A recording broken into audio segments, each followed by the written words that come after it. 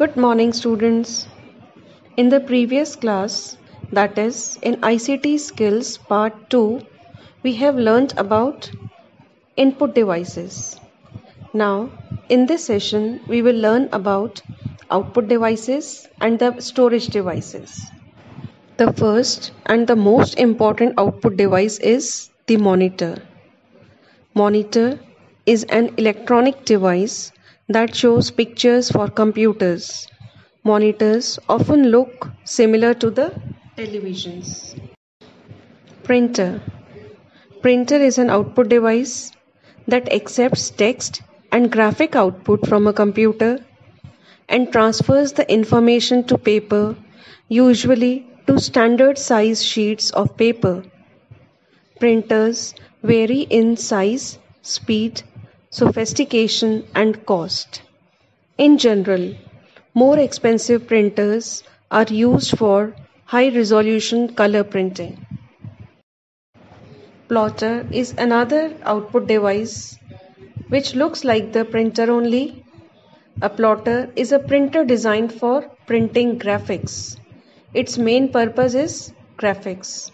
Instead of printing individual dots on the paper, plotters draw continuous lines. This makes plotters ideal for printing architectural blueprints and engineering designs. Now we will learn something about the storage unit. Computers use basically two types of storage: primary storage and secondary storage. The CPU mainly interacts with the primary storage or the main memory. So primary storage is also known as the main memory, referring to it for both instructions and data. And secondary storage device is known as permanent memory. It is also known as auxiliary memory. Now we will learn something more about primary memory. Primary memory, which is also known as main memory of the computer. This memory is primarily used by CPU for booting of system and temporarily storage of data processing. Booting. Now what do you mean by the word booting? Booting means starting. For example, RAM. RAM means random access memory, and ROM, that is read only memory. So here we have learnt that primary memory is of two parts, RAM and ROM. Now we will learn more about RAM. What was the full form for RAM? Random access memory. It is the main working memory of the computer. When we generally talk about a computer memory, we usually mean the RAM. It is situated inside the CPU box. I will just give you the example. Whatever we are typing or doing any work, whether it is on MS Word, PowerPoint or Excel, we have not saved the file. Till then, our data is in the RAM.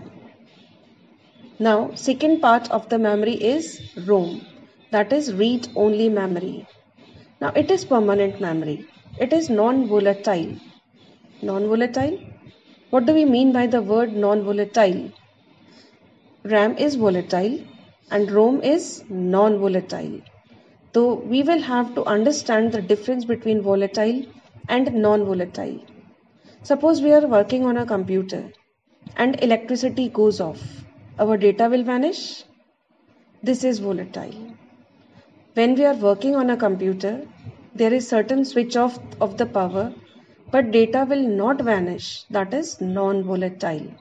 It is a permanent non-volatile memory located inside the system unit. We are talking about ROM now. It retains the data even if the computer is switched off. It contains a set of startup instructions called bootstrap loaders. Now we know that whenever we switch on the computer, it takes some time to boot up. Boot up means starting the computer.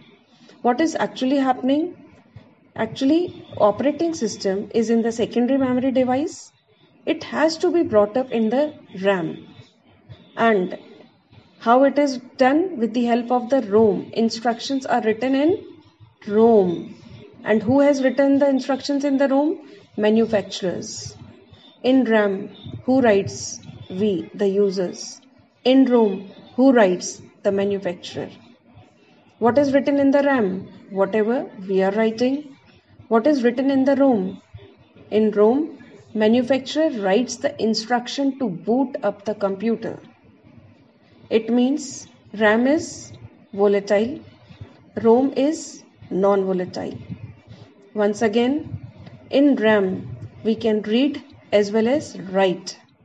But in ROM, we can only read. Just see the full form, ROM, read only memory. Secondary memory. Secondary memory is the permanent memory. This type of memory is used for permanent storage of data so that we can use it later. This type of memory is used to store large amount of data. For example, hard disk, DVD, Blu-ray, disc, pen